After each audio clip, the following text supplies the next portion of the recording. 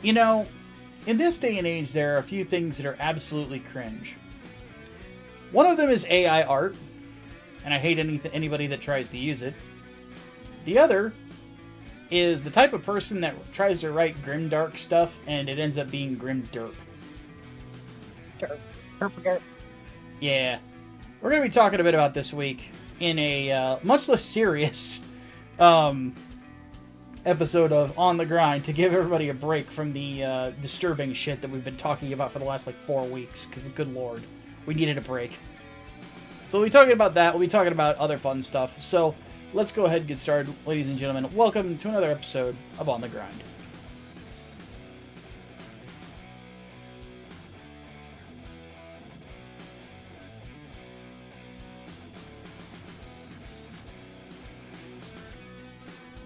Alright, so to get us started with this week's review, Mike, tell us about Deadlock. Goodness. It is one of the few games that has soul these days, it feels like. It's so it's a third-person shooter, but it is basically Dota 2. So you have 6v6, and you have 2 teams of 2 fighting for 2 lanes, and 2 teams of 1, each fighting for 1 lane each. And you have your minions, so you're coming at each other. And you're supposed to kill the other. I'm not sure how the Dota terms exactly, but the towers and whatnot. You have to get down, and you have to essentially kill the ancients. But in this case, it's their patrons. And the reason why they're killing each other is because the patrons are sort of like the genies of this little universe, and it's set in a 1920s, 1930s New York that has a lot of... it's very magical. There's magical influences everywhere. And they put so much soul and work into the level itself that you can see. It feels like if you weren't killing each other about this, you could walk around it and be like, oh, so I can go to this corner store and get myself some groceries, some alchemy ingredients, some talk to the ATM machine, which is a talking skull that handles your money from the bank using magic. And it's just like a society that has had magic integrated into it. And so these 6 heroes fighting each other for the patrons' benefit to fulfill the ritual, which is kill the other patron, and then your wishes get fulfilled for that, whatever, for helping perform the ritual. And so you have something like 20 here. Let me double check. I'm going to quickly boot it up. And each of them have pretty unique powers from each other. And so here. Apologies, my tongue's getting all twisty.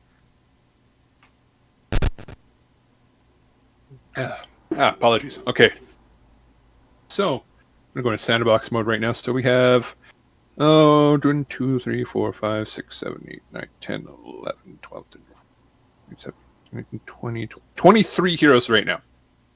And each of them varies from either a melee type, like Abrams or Bebop, to ones that have sniper rifles and whatnot, like Vindicta. So Abrams, he's a close combat specialist. He's armed with a big revolver, and he has a big magic book, and he charges into the battle. Bebop kind of has this hook thing where he throws it at you, and he grabs you, and then he punches the shit out of you. Then you have this big fat dude by the name of Dynamo, who has this ability to turn into an atom, and then he sucks you into a black hole almost. And then you have Grey Talon, who's this Native American man that has a energy bow and arrow, and it's pretty cool. He can fly. And then you have Haze, who, I swear to God, I love her and I hate her. I hate fighting her. I love playing her, but I hate fighting her. She sneaks. She's very sneaky, and she has this focus thing where she she'll kill you. So anyway, I should. So you got Infernus, Ivy, Kelvin, Lady Geist. I love Lady Geist. I love her. She's a vampire. Vampire. You shoot things. You drain people's enemy. It's great. Lash, cocky motherfucker. I love him. He flies across the map, and it's so. When I say it's like very Dota-like, you are going across the map ostensibly back and forth, but it's also very vertical. So you can go up on top of buildings to shoot down on people and then jump them from those high places, or you run around buildings to like hide from like enemies and try and get away. It's very, very, very, very vertical. Because there's like little ways to go in between the streets and the lanes and whatnot. So, like underneath the subways and whatnot, and above, and then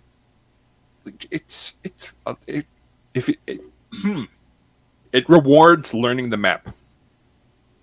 And so occasionally, while you're fighting, trying to kill each other's like guardians, which are your towers and whatnot, you can gather up and you can fight the mid boss, which provides a benefit for your team called the Rejuvenator, that allows your team to essentially tank being killed. And it adds a healing buff, and so yeah, there's a lot of gunplay, absolutely a lot of gunplay, but it's mostly focused on each hero's abilities. So you have 4 abilities on each hero. So in most cases, you have your projectile, a thing that you use to buff yourself, and another thing that you can either throw or buff yourself with. And then you have your ult, which allows you to essentially take command of combat engagements to a severe degree depending on the hero. So you have your turret hero like McGinnis, Mirage, Moen Krill, Paradox, Pocket, Seven, Shiv, Vindicta. I don't mind her. She's a sniper that flies around the map occasionally.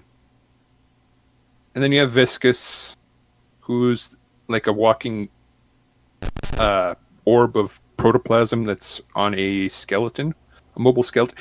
There's so many weird little lore shits in this game. Because this Viscus guy, he's apparently from like the seafloor. Mm-hmm. Anyway, I'm meandering. So go to Warden, my favorite hero, who's a cop, but he'll chase you down, and you're supposed to lock them down with a gadget claw that comes down from the like above them, and if they don't leave a certain radius, they will get stopped. And then you just shoot the shit out of them, or you T-pose at them with your ult. Then you have Wraith, and then you have Yamato. So with all these heroes, each of them has their own weapons. Either a revolver, a long weird laser rifle, or bow and arrow, or 2 machine guns, or in case of Infernus, he uses his finger, and he's a pyromancer. So he shoots like in a submachine gun, and he reloads his hand by like cooling it off. Huh. Then you have Ivy. Everyone loves Ivy because she's like this little Mexican gargoyle. And well, thing is, my tongue is all tied. She has a weird crossbow, which is a submachine gun. It's neat as hell. Then you got Kelvin, who has I forget what he uses. It's kind of a throwing snowball gun. Lady Geist uses like a little lady's revolver from like the 20s, like you would expect, like a 38 special. But it's enchanted with like life-stealing bullets. Lash has a punch gun that he uses as brass knuckles, which is kind of neat. And then McGinnis, she is your turret specialist. And then Mirage has a machine gun. Moen Krill's weird. He's technically 2 guys. You have the little dude on his back that has the machine gun, and then he's riding like this big mold dude. And then they dig around the map. He's kind of hard to play. kind of like Ferritor from Mortal Kombat X. Mm-hmm. So you got Paradox. She sounds cute, but she doesn't look cute because she's like this she has this Australian voice, but she's got like a head that's essentially a lava lamp. What? Yeah, she's got a head like a lava lamp, and she deals a lot with she's an off tank, which means she can protect the field from being shot at for a little bit. Mm-hmm. And she can trade places with the enemy as her ult, which is kind of neat. Interesting.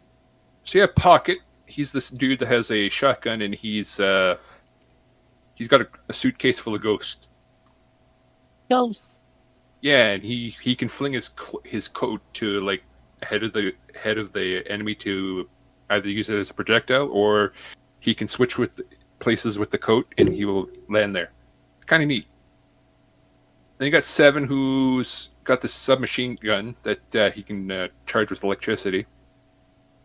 And then Shiv, he's got a weird shotgun that he one hands. And then Vindicta, she's a sniper with a semi-automatic sniper rifle. So there's you just hold the trigger down as you go, and then she will ultimately headshot you if you have less than 50 health. So you got to watch out for her. Then Viscus, he's got a goo gun. You can't aim with him. That is, you can't right click on the barrel. His gun either shoots little goos or grenades. So he's kind of neat. He's also a full-on tank because he will heal himself if he gets hurt by turning himself into a cube of goo, which he can do to other people to heal them, not to hurt them. And then Warden's gun is weird, but I like it because it reminds me of the Demo Man's gun from TF2. But if it was sent more automatic and not shooting grenades and whatnot. And then you have Wraith. She's pretty good. She uses a Tommy gun, and she has this magical card technique that sort of acts like a seeking missile. And she has the ability to lift enemies briefly to cause them to hey, focus on this guy because he can't do anything anymore. So, and then you have Yamato, who is primarily melee focused, but she throws ninja stars or smoke bombs. And she is a fucking menace if you let her get too many heals and whatnot. So, now that I mentioned all the guns and whatnot, and all the characters and basically what they're more or less capable of, so you fight back and forth, and you're trying to earn souls to trade to the store, so that way you can buy upgrades to your abilities and your weapon and your spirit, so that way you hit harder, or you shoot faster, or you can move multiple times, or whatever your build calls for, because there's so many fucking builds right now. There are so many fucking builds for every fucking character. I'm talking hundreds of community builds that everyone's swears to God up and down that this is the build that will win the match. That's what they all swear. I and then you go back and forth. You basically trying to force down the other team until you kill them so much that the death penalty for dying is longer than it takes to kill their patron, which is their ancient thing. And so it's a big back and forth between your group going deep dive into their territory and then getting their ass whipped, or going back and forth and defending against them, attacking your territory, getting your ass whipped, and getting enough souls in order to essentially overcome the other team through either superior tactics, which in randos it's not really a thing, Yeah. or someone becomes really good enough that they become the carry and they can basically start being the guy that kills the other team enough that they can't overcome the death penalty. So it's I fucking enjoy this game. It is fantastic. I wish I could go autismo a bit about it because I can feel like it's like I'm going too granular right now. When I really should be saying is that it is a fantastic take on a Dota clone. I want to say because the fact that it's between Dota and a hero shooter, that it's going to be able to stand out a little bit better than if it was just a hero shooter. Yeah. Because if I remember correctly, Concord was like $400 million just wasted over 8 days. Oh yeah. It was an absolute waste. I feel like this game can set itself up because like you can tell when everyone was trying to make like a memorable hero in these games here. Like I can't look at one of these and be like, oh, that's one of their characters, the ESG DEI fucking bridge, whatever you want to call it, those types. Mm-hmm. And so far, they managed to hold back the worst tendencies of those types. Thankfully, I don't know how.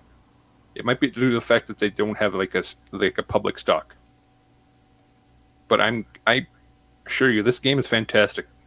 It is for being so early access that you basically have to know somebody that already has a copy so that they can invite you to it, because you're not getting in otherwise. Yeah.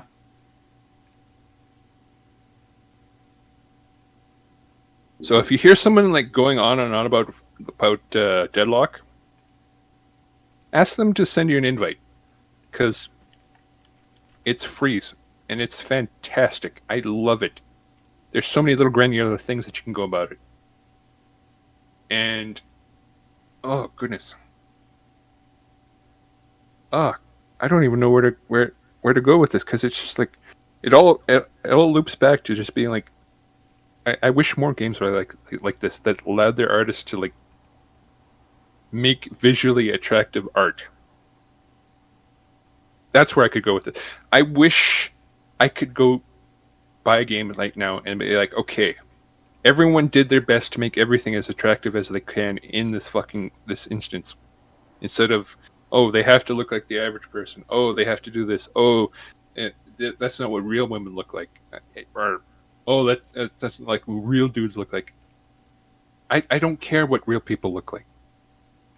We play games to get out of that mindset. We play games to get away from the real world for that little couple minutes, maybe a couple hours, just away from like realness. That's all I want. It's just somebody that recognizes that, hey, you don't have to look at the realness of the real world right now. Because like this game, it's fantastic. I don't have enough praise for it as is. I don't know how it's going to go in the future, because apparently they're going to add more heroes as it goes along. So I'm giving a tentative, like I enjoy this. If they had stuff for me to buy, I would buy it in a heartbeat, because they don't have any skins so far, because it's very early in development. They don't have any other things that you can provide monetization for them, because if they're going to provide the game for free, hey, why not? Because they did that with TF2 and I didn't mind that. They did it with Dota 2. I didn't mind that. They did it with CS Counter-Strike 2. I didn't mind that, because sometimes you need to make your gun look fancier than everybody else's. And judging from that pattern of behavior, I'm going to say that's probably how they're going to handle it. They're just going to handle the monetization with just skins only and the base game free, because base game free is fucking-tastic. Okay. Like, it's just, if you like Dota or if you like hero shooters, try and get a copy. It's I just wish so many any other game would let their art team just make art and not push shit.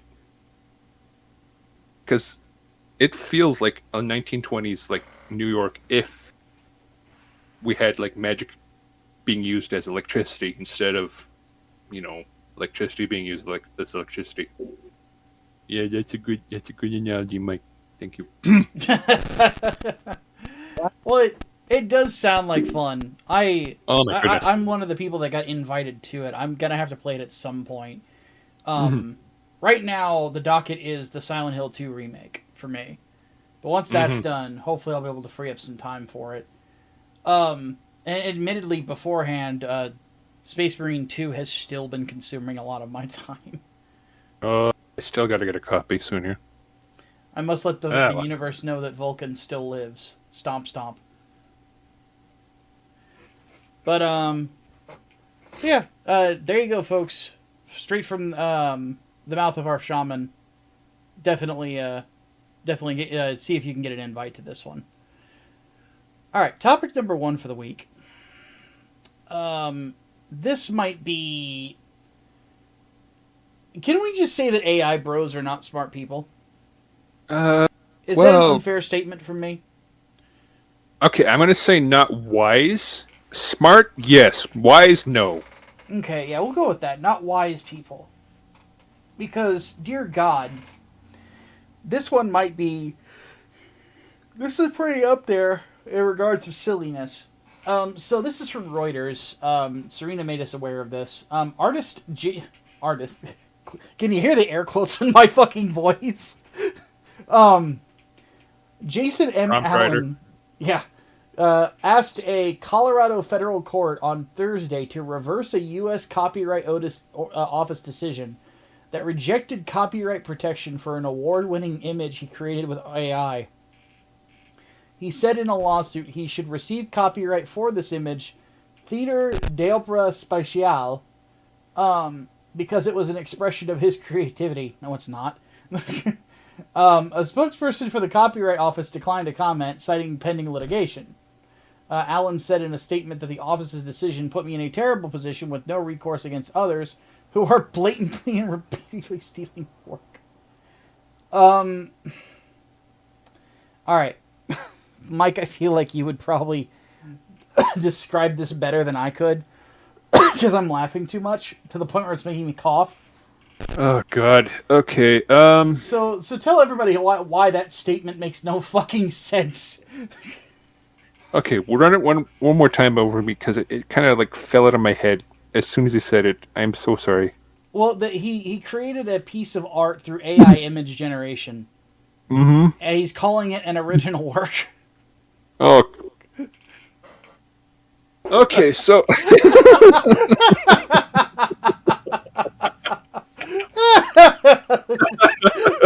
This dude's fucking stupid. Oh, no. Oh, God. Okay, so... The way AIs, as we use them right now, are essentially, like, algorithms that do a lot of complex multiplication. You give them training data, they look at it over and over again, and they say, okay, all right. So they build a database of concepts, and they split up the images that they're looking at into vectors, essentially, and you provide information to these vectors on the images. So if you want to make your own, you essentially take an image, you put, like, say you have a picture of Tomboy, you put short hair, brown skin, perky, t-shirt, etc., etc. You put a bunch of tags on that describe the image attached to the image. And given enough time and enough training data, your AI will take that information and, depending on the prompt that you give it, use complex multiplication to create an image based on all those the vectors that it has, and combine them together into something that resembles what you want.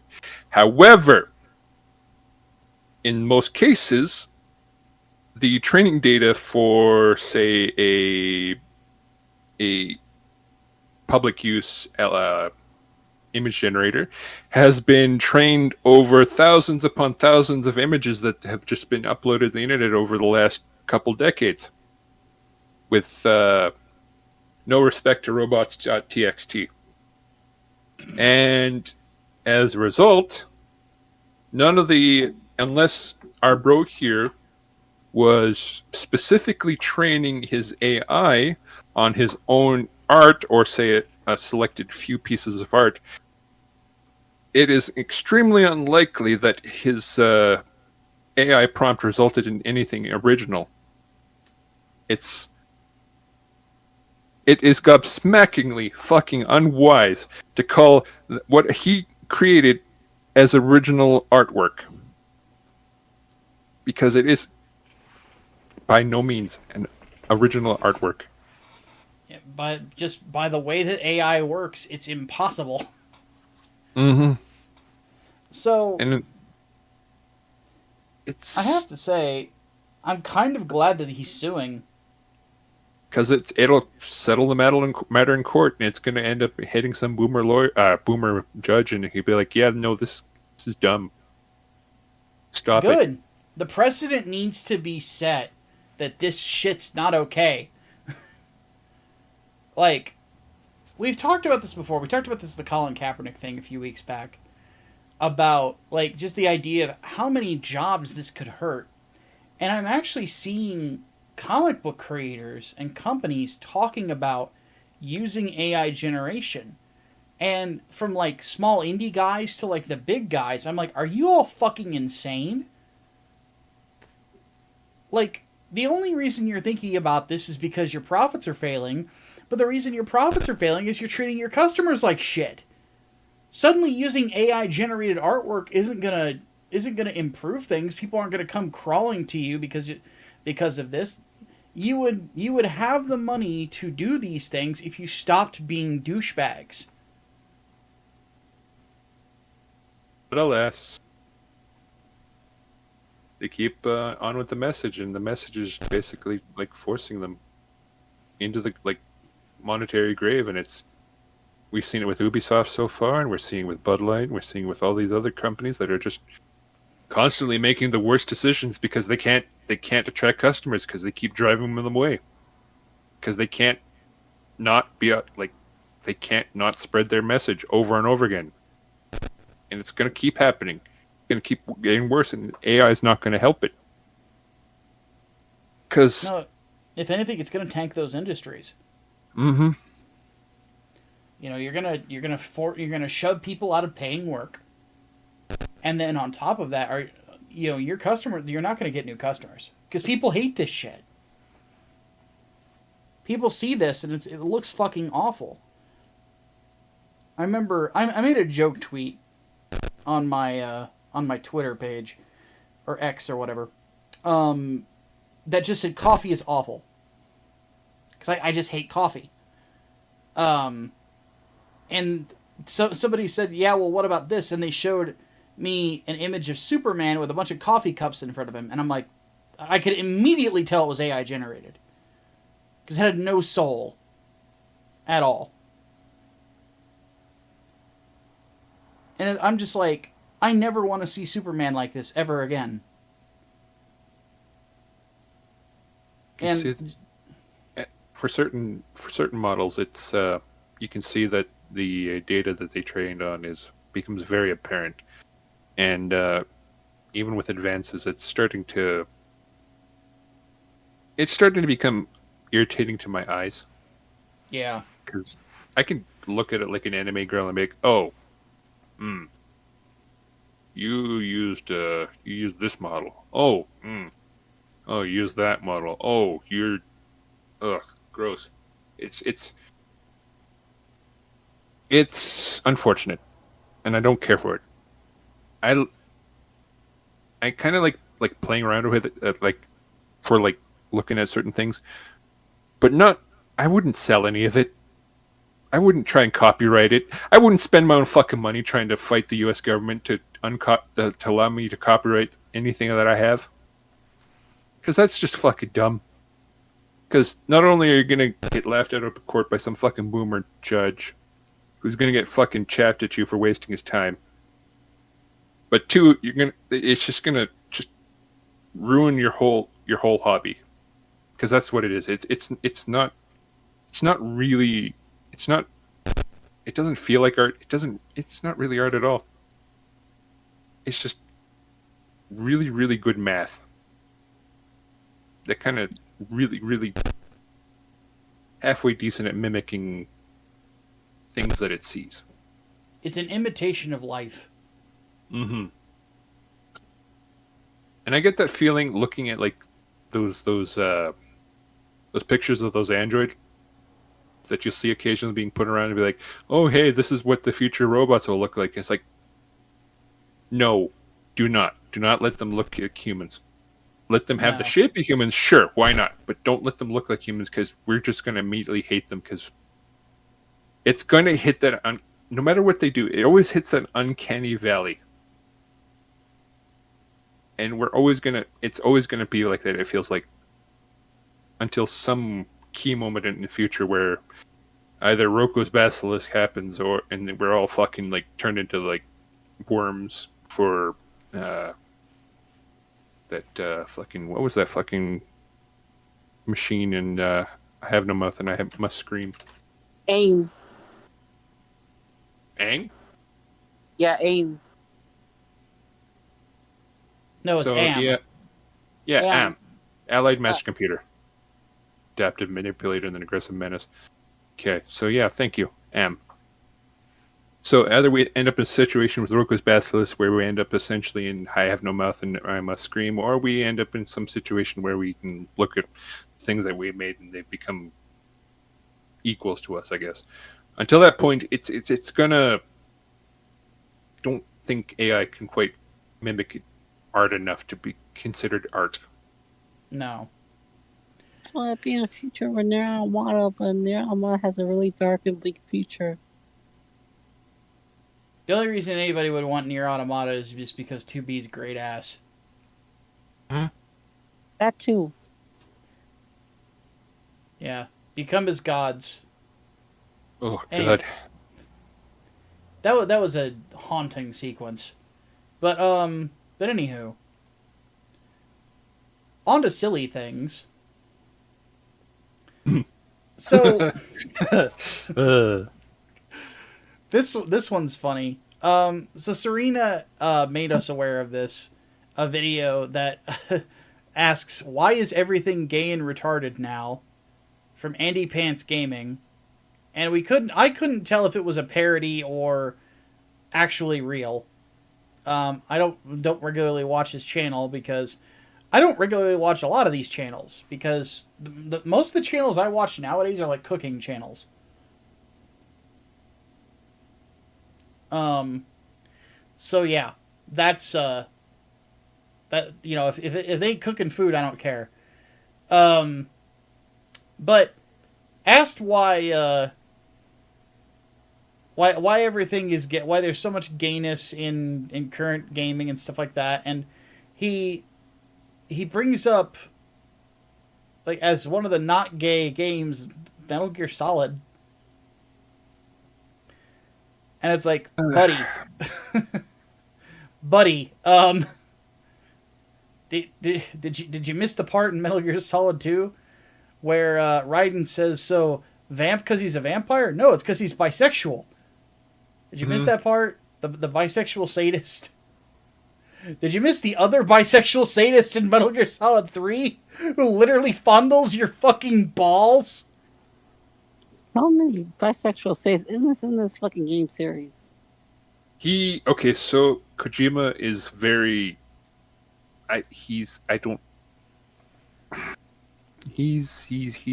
is Kojima. That is always. He's very Kojima. Yeah.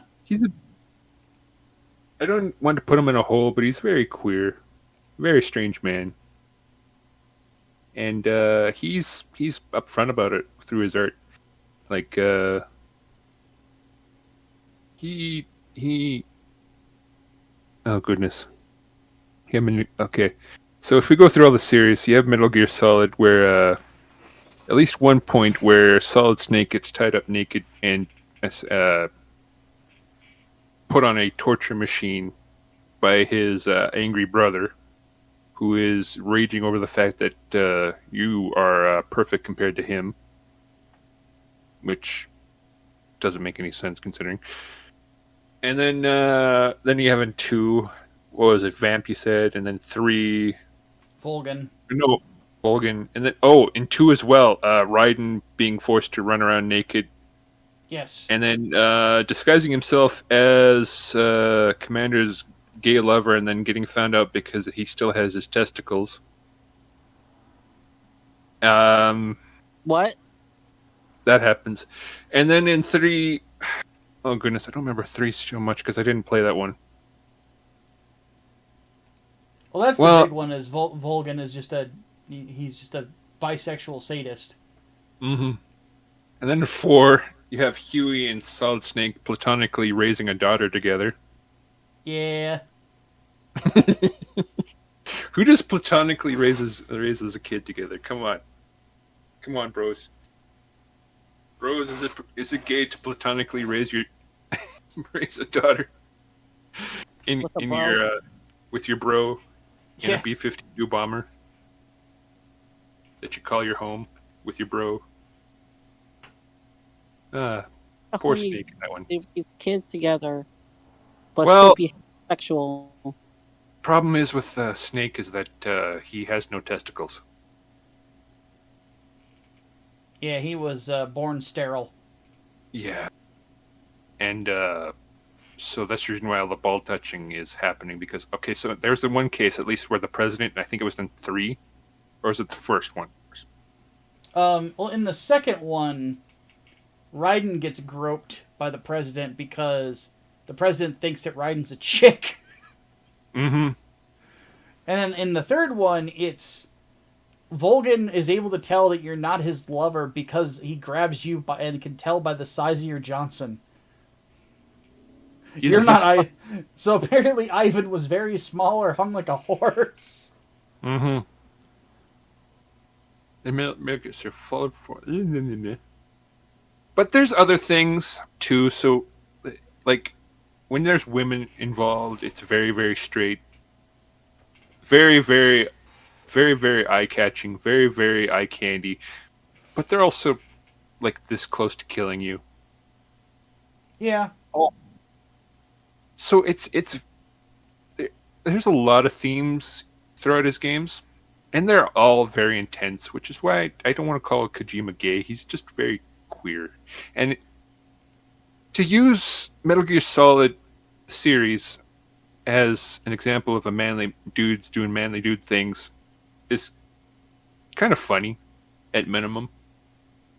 Laughable. But completely stupid otherwise, because it is not when you look into like the nitty-gritty of the games, you can always point at one thing and be like dude got groped here and nobody questioned it. Oh, and then you have like Snake looking at tits. He loves looking at tits. Oh yeah. But so much gay shit happens, and it's hilarious. Yeah. It's a very intense series. If you want to go through it at least once, I think, isn't Konami coming out with a bunch of them remade? They remastered a bunch of them and put them on PC, to varying levels of quality. I still haven't bought the remasters yet. I'm waiting for them to remaster 4 and put it on PC. Because that was my favorite, for as short as it was. Yeah, I really enjoy 4 a lot, especially the way it plays.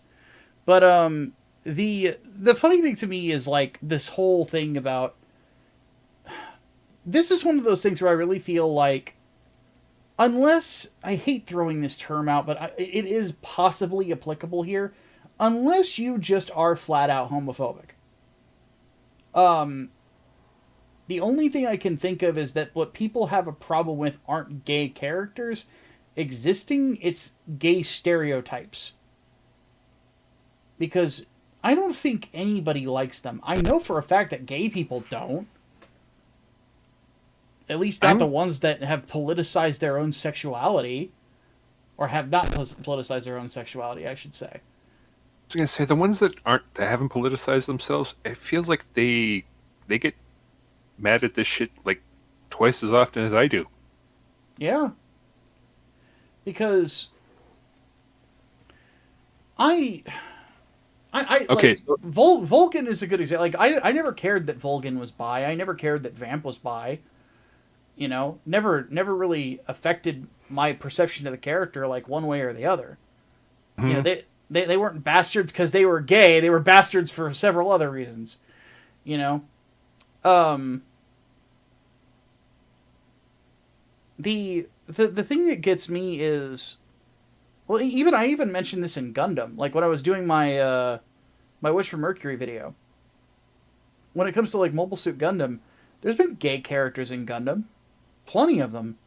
The problem that I always had was whenever they got turned into a stereotype or the representation, quote unquote, of them makes what they're representing look bad.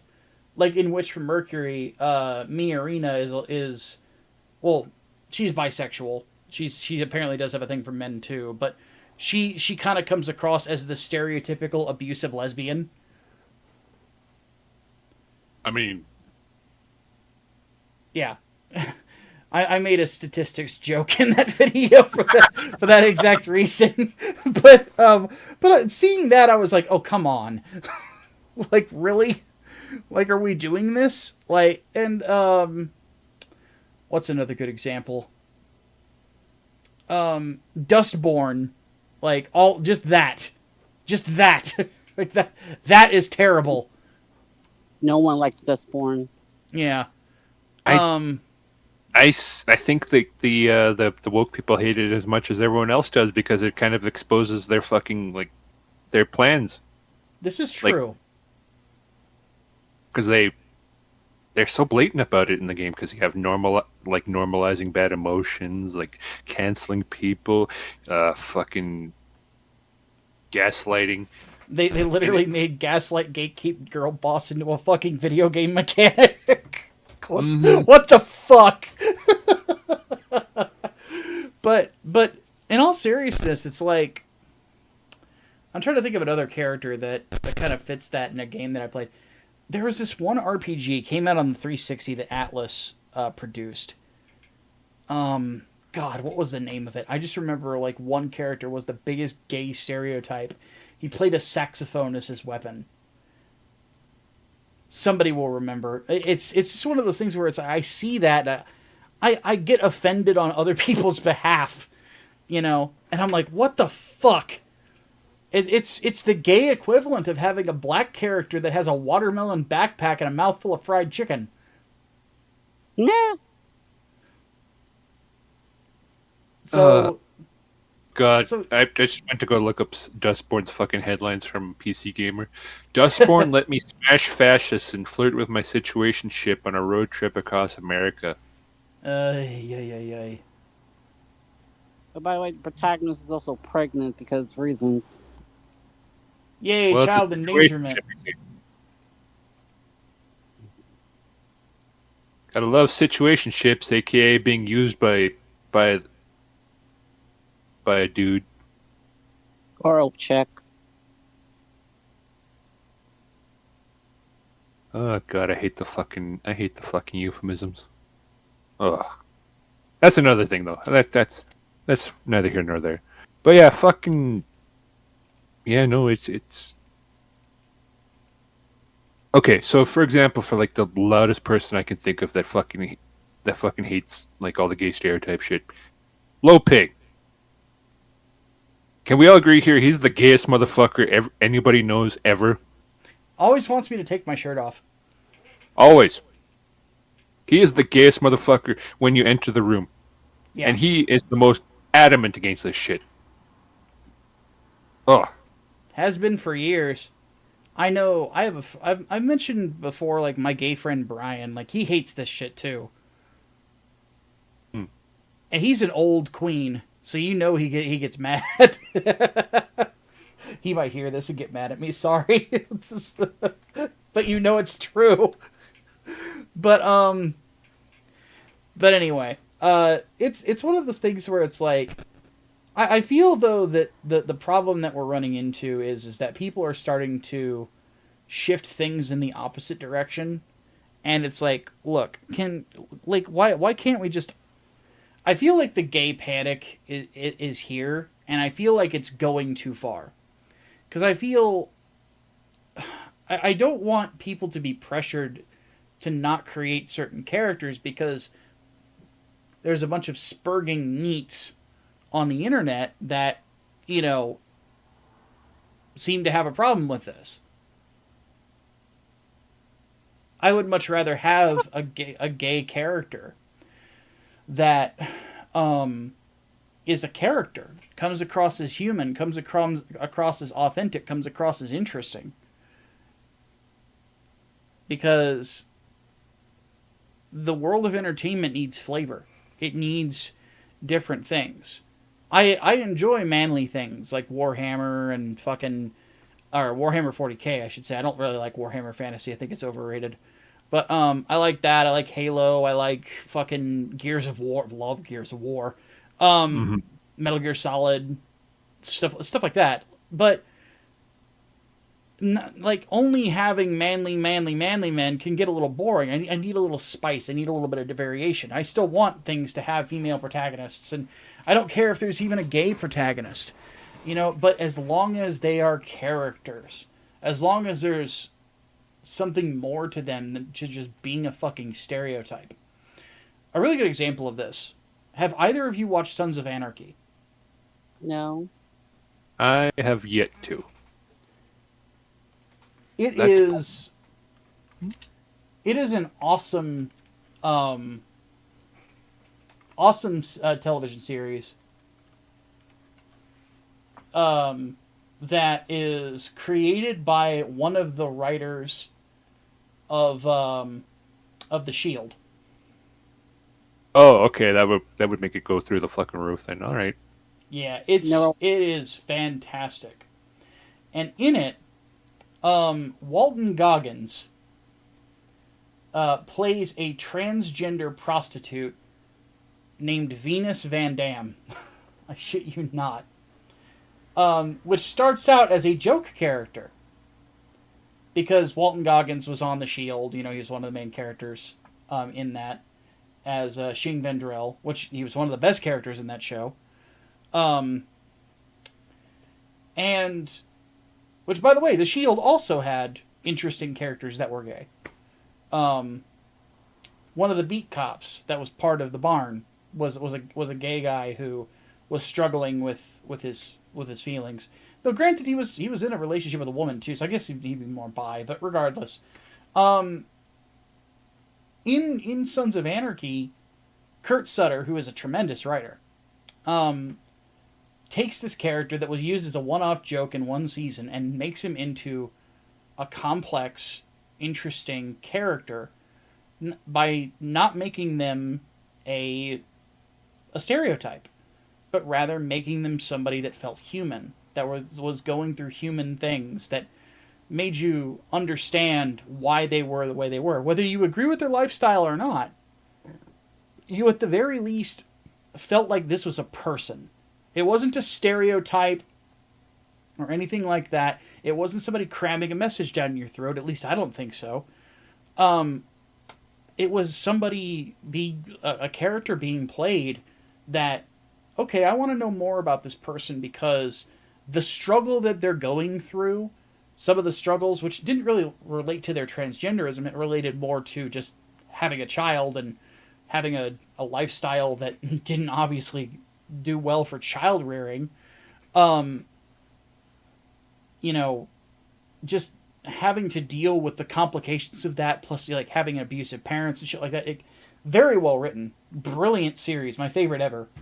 I've been rewatching it lately. I've been having a ball, but I want more stuff like that. You know, I want to see more stuff like that. I don't need to see. I don't want a world where every character has to be straight. But I also don't want a world where like every character is like gay either. I just want the setting to be what it is. I want the characters to be what they are, and I want them to feel real. I want them to feel plausible. I want them to feel like the type of person that I want to interact with and I want to see their story play out. That simple. And I feel like gay panics like this, ultimately it's going to end up with an overcorrection in one direction, which is going to lead us right back to the overcorrection we're seeing right now.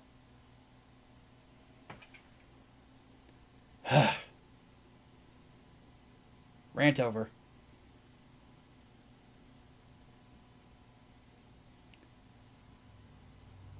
Also, I just want to say that I did not write down watermelon backpack and a mouthful of fried chicken. That came right out of my brain. All right. Final topic of the day.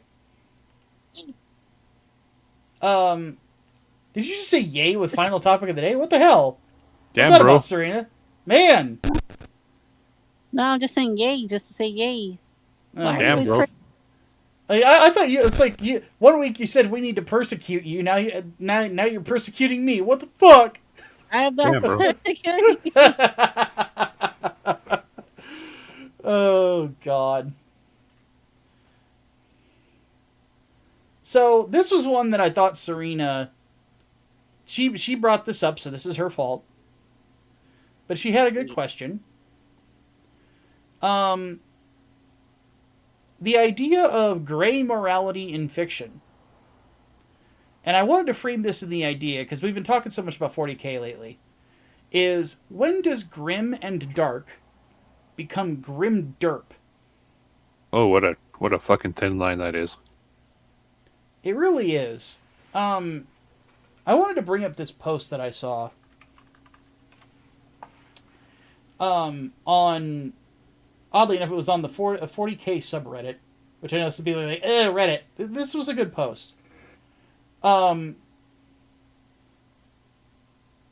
said here, one idea that was once in 40K lore.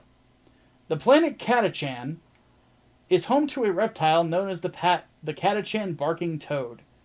This little fella has a self-defense mechanism that when it feels threatened, it emits a cloud of toxins that kills all life within a kilometer in every direction, and no vegetation will grow there again. So that's a thing. But then they say that Catachan is described as a planet completely covered in lush jungles. So yeah, it may have happened way back when.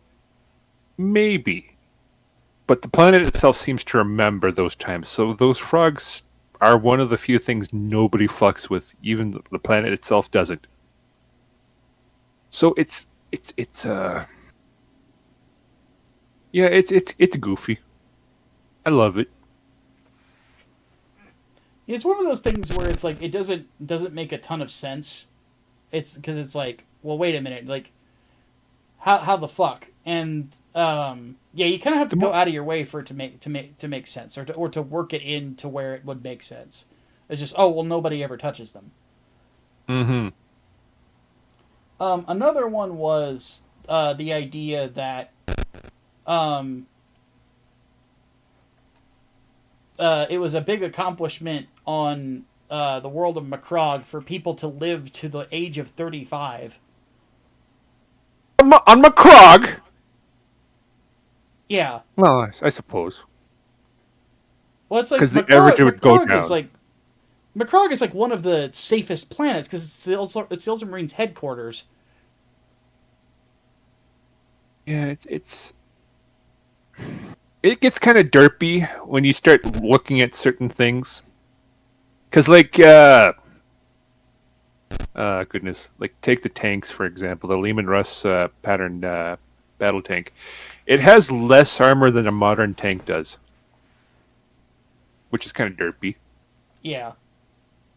Like, if a Lehman Russ and an Abrams went against each other, the Abrams actually probably win it handily. But derpy things, like, where does you go from, like, okay, so this is kind of grim to think about, and it's very dark, where it gets really like stupid. And I would have to say, oh god, our boy Matt Ward is probably going to be like responsible for most of the art definitions of grimderp. So I'm going to quickly grab some information here. So Matt Ward, he was a writer for Games Workshop for a long time. But every time he touched a Space Marine of some kind, he ended up making them like inhuman monsters. Or if it was the case of the Ultramarines, he made them perfect beings that looked down upon us as worthless. Because, like, it's Cato Sicarius, I think his name was. Yeah, it's Cato Sicarius. Oh, Cato Sicarius, blah, blah, blah, blah, blah. Fucking Cato. Whatever his fucking name is, Cato, alright? I fucking hate him. He is an absolute prick. He looks down on everyone for being mortal. When all the Space Marines, where do you think you came from? What is your stock? Who had to have like 18 or 19 fucking organs put into you to make you into what you are? A human being. And this Cato Sicarius acting as if he's better than everyone. Well, physically, spiritually maybe, but when his grandfather, the Emperor, straight up said, "Listen, humanity is like the most perfect thing in the galaxy," he didn't say Space Marines. He didn't say my special. My 21, I mean my 19 sons are the most perfect beings in the galaxy. He didn't say he's the most perfect thing in the galaxy. He said human beings. And fuck, Cato Sicarius thinks he's better than every human being because he can spit acid out of his fucking gullet when he wants on command, or that he can run like faster than Usain Bolt on his best days. No, fuck that. He came from the same flesh that you and I are made of. Yeah. I think that... go ahead. He may live for centuries. Maybe he might live for millennia if he's forced into a dreadnought. But he started as a human. Yes, just you and I. He needs to fucking remember that. Exactly. And Matt Ward always forgets that shit. He also forgets like key fucking details for certain chapters that he works with, like the Grey Knights. Pardon, I'm swallowing my vitamins real quick. So, the Grey Knights, they are the fighting force for the Ordo Malleus. The Ordo Malleus being the demon fighting arm of the Inquisition. The Grey Knights were supposedly made out of gene seed that was taken from the Emperor himself, and they are designed specifically for fighting demons. They have special engrams put down on their bones that keep them from being corrupted. They have special armor that protects them from being like targeted by sorcerous materials and psychic powers and all sorts of stuff. And they have the training and engrams to deal with like looking at chaos and then immediately forgetting about it. That keeps them from being corrupted mentally. And Matt Ward had a squad of these guys kill a chapter of the Emperor's brides, or I should say the Emperor's daughters now, and coated their armor with their blood in order to prevent themselves from being corrupted from a demon world. Why? Because Matt Ward is the epitome of grimderp when it comes to what we define as grimderp. Because there's grimdark where it's like, okay, well, so this planet has to be blown up to protect the rest of the planets around it from the corruption that is now being spread across its surface, because some asshole had a headache like 3 weeks earlier, and now his head became a portal for a bunch of will stealing jellyfish that are now enslaving everybody. And if they don't blow that planet up, then that infection will spread and then start like enslaving everyone else around it. But then you have the Grim Derp, where an Inquisitor like virus bombs a number of planets in order to try and force a fight between the Orcs and the Tyranids, while killing several Imperial planets to do so, only for the Orcs to lose because they ran out of guns. Fucking that Inquisitor was a fucking retard, I swear to God. Ugh. Yeah. It's like, I feel like, yeah, Exterminatus is like a really good example of that. Like, the speech from Battlefleet Gothic 2, it's put in this idea that it frames the idea of what Exterminatus is supposed to do. Is, an Inquisitor says at that point, because this place has been taken over by Slaaneshi demons, so basically you're going to get, if you're not raped to death, you're going to get fucking gutted and put up as a prize and all this other stuff, and then probably raped while you're a corpse. Like, it's going to be a bad fate. But so the Inquisitor says, I understand, he says this to Admiral Spire, I understand why some people may question my right to destroy a world with billions of souls on it, but given their fate, what right do I have to let them live? Mm-hmm. Why put them through that? You know, the only thing they call it in the setting, they call it the Emperor's Mercy. If I don't kill you, your fate will be worse if you stay alive. You know, and there's an understandable level to it. That's grimdark, where it's like the situation is so fucked that the nicest thing I can do for you is kill you. There's some scenarios in Berserk that are like that as well. Another good example. A Drukhari homunculi, what they do to people. Oh. Here's a description. What don't they do to the people? Oh my God. Fair point. Well, they're yeah. So one human being that was literally disassembled by a homunculi and spread out over a whole room. As in his skin, his veins, his organs, everything like that spread out on the walls of a room. The whole room. No blood. Because somehow, through Drukhari magic, he was still perfectly alive. You cannot survive that. Magic. They figured out a way. This is the warp. They use warp magic. Well, the Drukhari, what they use... They can't use warp magic. No, what the Drukhari is using is basically Finnish science. That's true. It's essentially indistinguishable from magic because they don't have a psychic signature. They have to basically vampirize everyone around them in order to not lose their soul to Slaanesh. So in their case, what's probably happened is that Bro is basically disassembled using the most highest awful fucking Drukhari fucking medical sciences possible.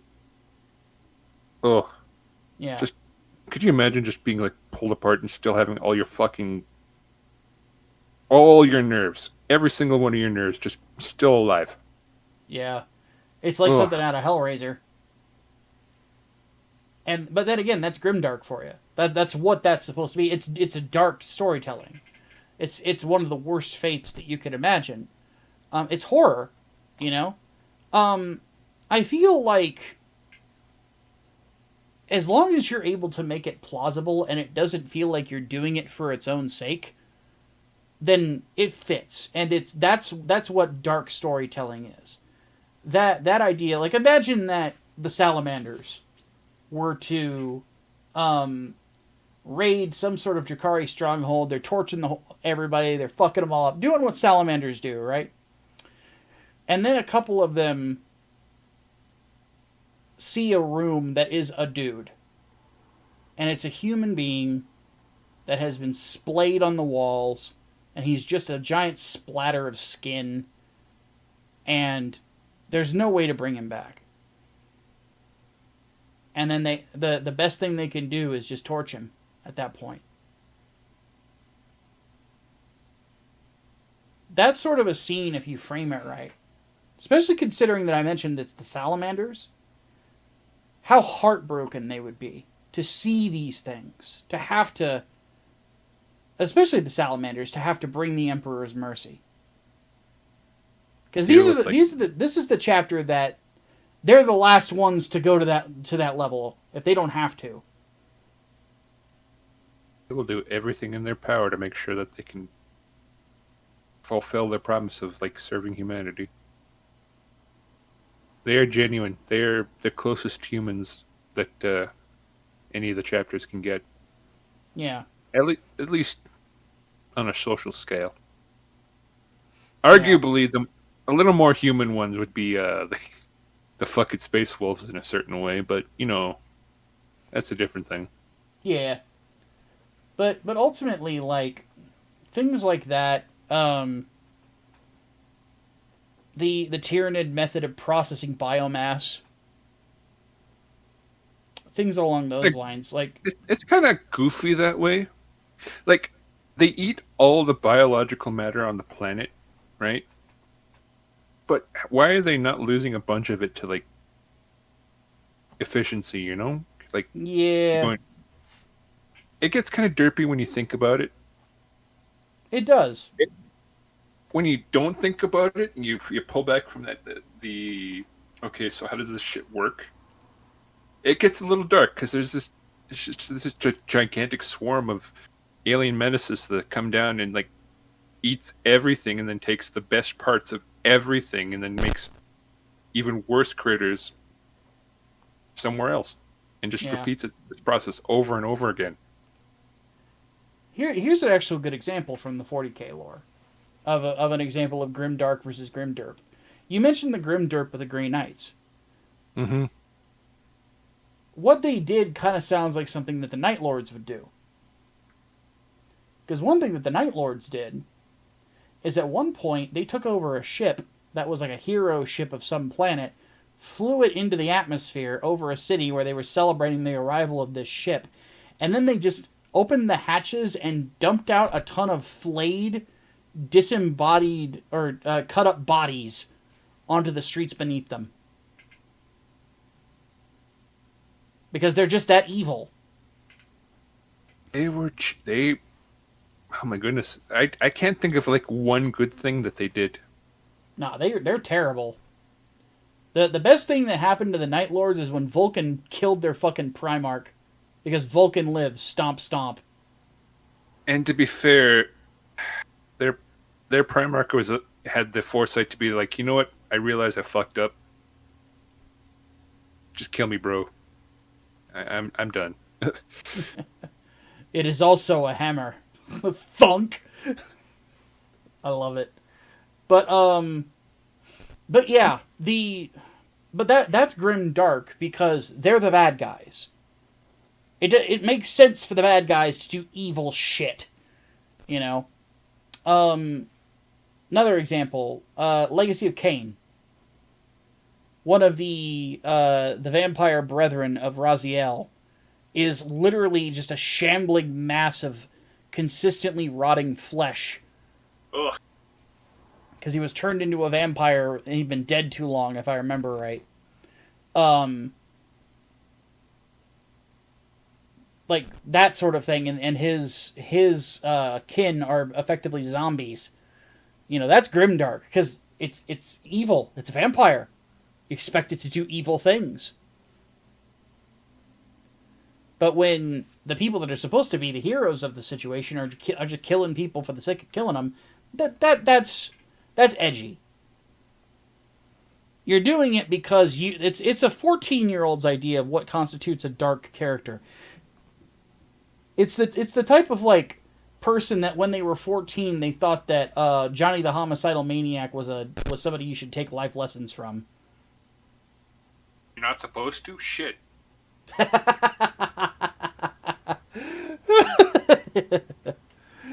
Oh, goodness. Serena, that's one you need to read. Johnny the Homicidal Maniac. I have read it in the past. I just never completed because I just got distracted with a bunch of other things. Gotcha. To be fair though, to be fair, Yeah. It's a thing. The fact that the dude who made that was the dude who created Invader Zim always will tickle me. I have a mighty need to kill people. doom doom doom doom doom doom doom doom doom doom doom. Yeah, I think that that's the big difference between the two is if the violence and the dark nature makes sense for the setting or it makes sense for the character because of the way that they are, that's just dark storytelling. Just having your main character be a dick for the sake of it without them having any remorse or anything like that, that's grim derp. That's just being edgy. There's elements of like the Black Swordsman arc in Berserk that I would say are kind of edgy. I think without the context of Guts weeping at the end of the Dark Swordsman arc, without the context of that, I would fucking hate that arc. Because then we understand that it's a defense mechanism. Mm-hmm. Because Bro was basically just this close to killing himself, and the only thing that's holding him back was the fact that he might be able to kill Griffith, like, for real this time. Yeah. But stuff like the Eclipse, like, I am not of the opinion that I'm not of the opinion that that's edgy. No, I think the Eclipse is very, it's dark storytelling, but it's brilliant storytelling.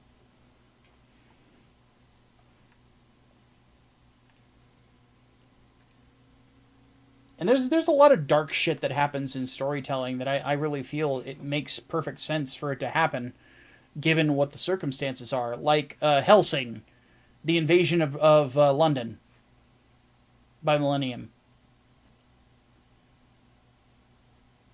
That's where all the pointy-headed dudes start deciding, you know what, this is enough.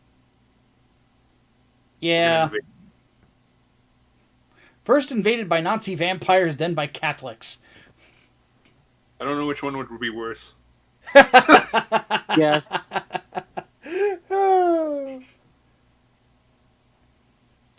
But Saying it as a Christian myself, but you know. yeah, I'm in the same boat. But I'm not a Catholic, so it's like, fuck. I don't want to bow down to the man with the funny hat, sir. That freaking anti-pope. Ugh. She's not the pope. Goodness. I'm at this point. It's terrible. I hate it. Indeed. But yeah, like the whole thing, like a Nazi vampire like eating a baby. Yeah, it's fucked up, but it makes sense.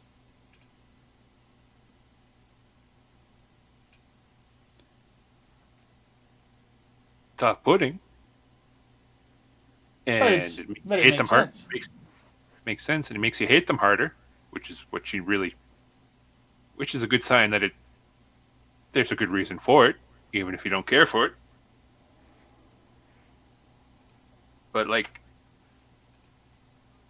when there's no like reason for the darkness, or for it to be so grim, or there's like no way that you could logic out a way for this to be like, for it to happen, or like even like a madman sort of way, then it starts getting derpy. Or you can like point to other situations, like with the Grey Knights. That shit is derpy by design because Bro completely forgot the lore that they established like previously, just so he could be like, okay, well, here's them taking a stand and killing a bunch of Psoriatis, so that way we can become even extra protected against the demons, even though we don't need it, because this is grim and dark. Look at me. Ugh. Or have entire manga open with the rape of a 14-year-old girl and her just being relentlessly abused and bullied. Damn, bro.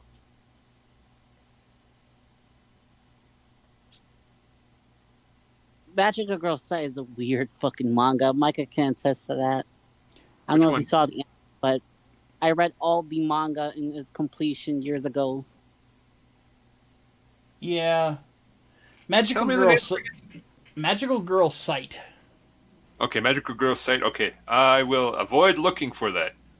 It is just like,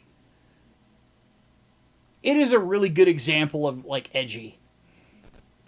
Yeah, I don't read the spin-off manga. The spin-off manga is just so fucking dumb. Magical Girl Apocalypse was an entertaining read.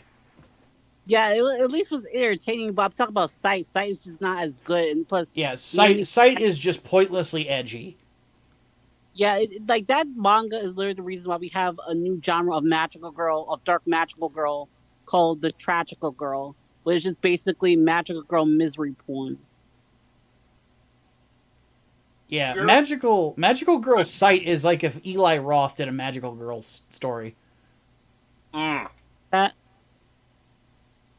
Mm. who's Eli Roth? The guy who created the Hostel series. Yeah. Oh, You ever seen Hostel? I seen the video game. Okay, so long story short, a bunch of dudes are just going backpacking across Europe, and then they start like getting kidnapped one by one, and the survivor boy finds out that they're being brought to a facility in like an unspecified Eastern European country. I think it was like Ukraine or Czechoslovakia or. I want to say it was Czechoslovakia. I'll look it up real quick.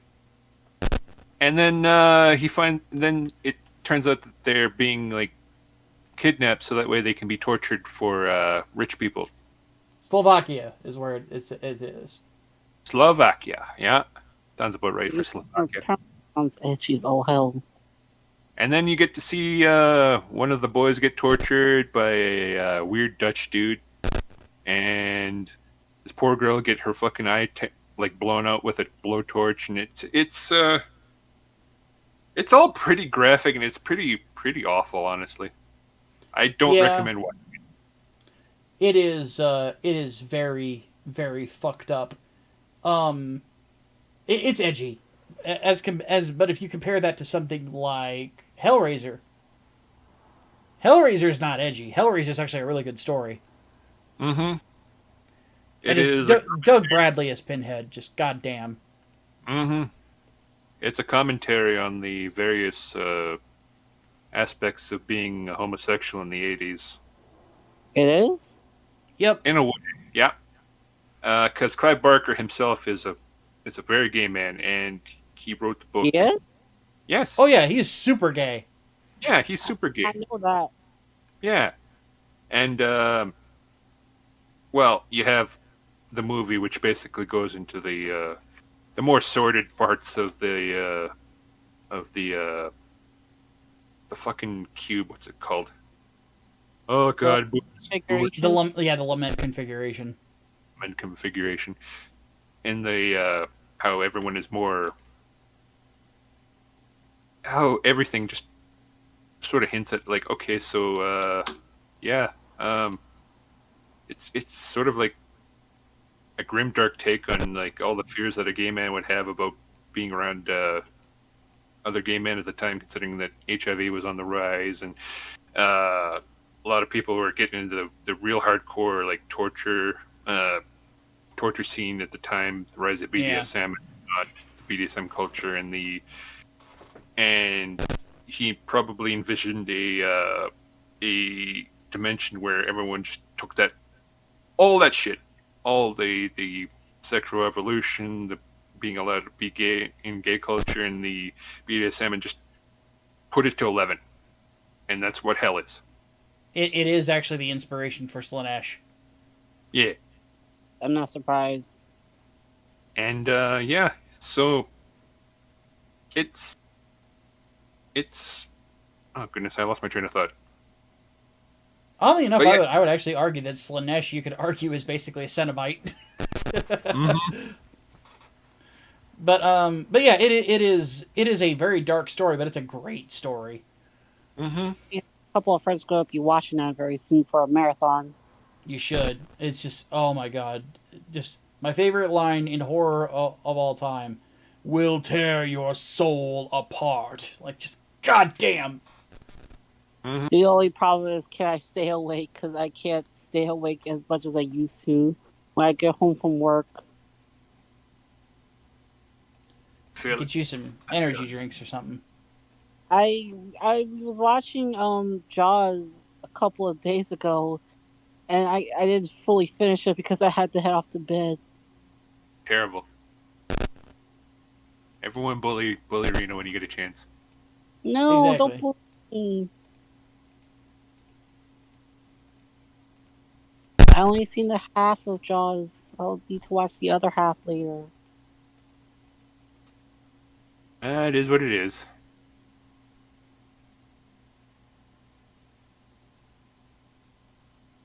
But yeah, it's not that we okay. I really like grim and dark stories, considering that basically. Oh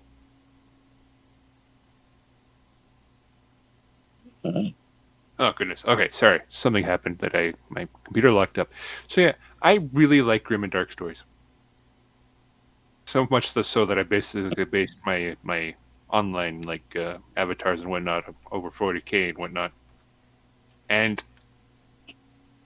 But yeah, it's a weird thin line between being able to justify like the most awful thing you've ever heard about, and then just doing it for no fucking ostensible reason. Because Pretty much. only true villains do random and horde shit. Only true villains do that shit, and it's hard. It's hard, extraordinarily hard, to justify it in any other context other than being a psychopath or to be edgy. And it's just, yeah, it's a very very weird thin line. Ugh, terrible. And speaking as somebody who has written dark stories, my second comic was that. The fact of the matter is that I'm of the opinion that a dark story can last forever. A grim derp story doesn't last very long because it's shit. It gets mocked forever. Yeah. One novel that a lot of people consider to be the great American novel is Blood Meridian. One of the darkest stories ever written.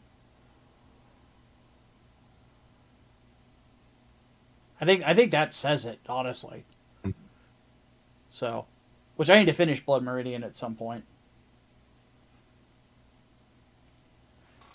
Well, I think we pretty much beaten everything to death. I will say good discussion this week, though. A lot less sort of thing where I feel like I'm staring into the abyss for too fucking long. God, doesn't it always feel like that though? Yeah, I suppose. Always one more thing to stare at me, like, oh, great, fantastic. Ugh. Well, before we take off, one thing worth mentioning. For those of you who have not already that are listening to this, if you have not gotten onto the mailing list for Black Rhapsody, you need to do so. We're trying to get that up to 100 signatures. We are halfway there. And you can find it on Indiegogo. Just look up Black Rhapsody Part 2, and the mailing list will come up, and you guys can sign up for that mailing list. You get opportunities for special version covers, and then also a print as well for all physical backers who get onto that mailing list. So, please do so. Once again, you can find it on Indiegogo.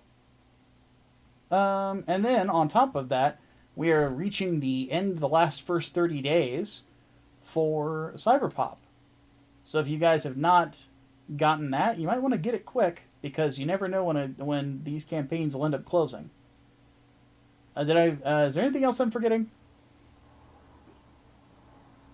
I think that's it. Yeah. Well, folks, with all that said, then we are going to go ahead and take off. Once again, thank you so much for listening to us, wherever you're listening to us, where it be on Spotify or iTunes or over on YouTube. But thank you so much. And also, one last thing I would say is don't forget to throw us a rating as well on these podcast platforms, because that'll help us get some more exposure. So on that note, we appreciate all you guys for hanging out with us. My name is Micah Curtis, the head of Grindstone Arts. Have yourselves a great rest of your week. Brick.